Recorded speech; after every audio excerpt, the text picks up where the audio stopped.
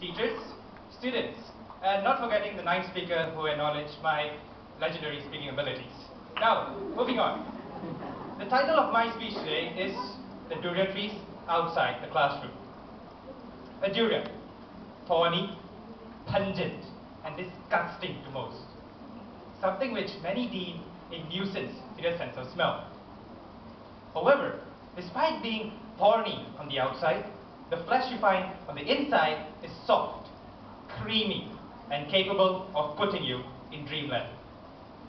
All the smell, all the pungency suddenly disappears after you get even the slightest piece of flesh on your tongue, thus giving it the name, the king of all fruits. Now, this brings me to why I specifically chose the durian as the metaphor in my title today. Things which may seem counterproductive or a waste of time to many do actually have its good sides. So, where do we start? Oh, not too far away really. This June, one of the biggest sporting events is about to take place. Now, some of you seem clueless. Well, let me break it out to you. The event I'm talking about here is the Euro Football Cup 2012. What can we possibly learn from there besides learning how to take a free kick or a corner?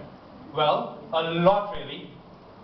Football, as we all know, is a team sport. And one fruit we can pluck from this durian tree teaches us that teamwork always prevails.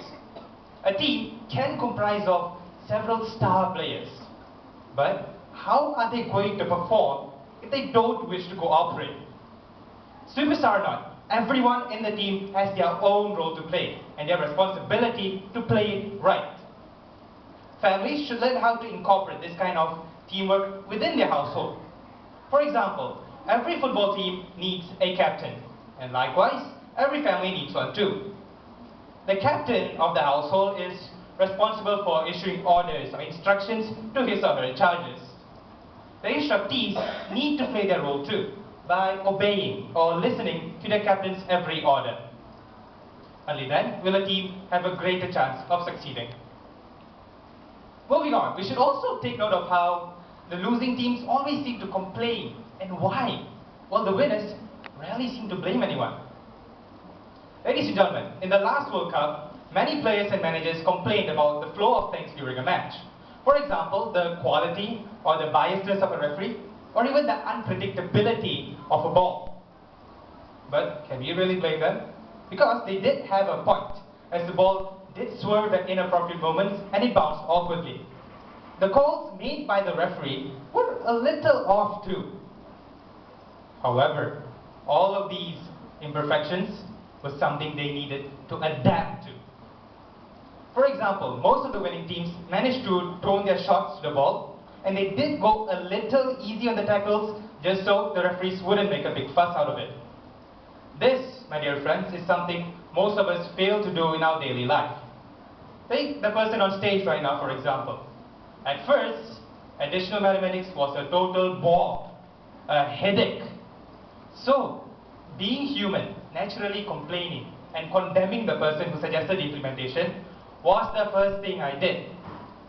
However, after a few weeks or so, I noticed that complaining and sulking wasn't getting me anywhere at all.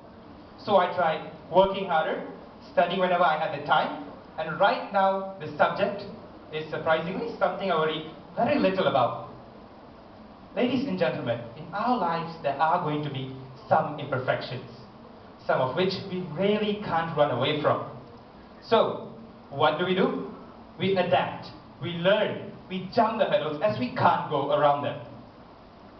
Still sticking with football, we should also admire the way the little teams suddenly come out of nowhere to triumph against bigger teams and beat all odds. For example, the Republic of Ireland team who managed to qualify for the Euro Cup this year after so many decades. In fact, why look so far? How about our national football team? Where were we 3 years ago? And look at how much we've progressed and where we stand now. All of these triumphs, all of these success lies in a team's faith and belief in themselves. It's like the seed of a plant or the engine of a car. Without it, one would never be able to succeed. Ladies and gentlemen, we're now in a world flooded with unemployment. even though most of us have a master's qualification in whatever we've majored in. Therefore, some priority has to be given to our studies at school in order for us to get a safe future. However, all the lessons learned outside the classroom shouldn't be neglected too, as they do serve us some purpose. We can't fully rely on the knowledge learned within the classroom, as there are several more humane aspects, if you like, to be looked upon in our life. Ladies and gentlemen, I hope I've done my job today, which is to enlighten you on the learning opportunities outside the classroom, but the decision for you to make full use of them lies fully in your hands.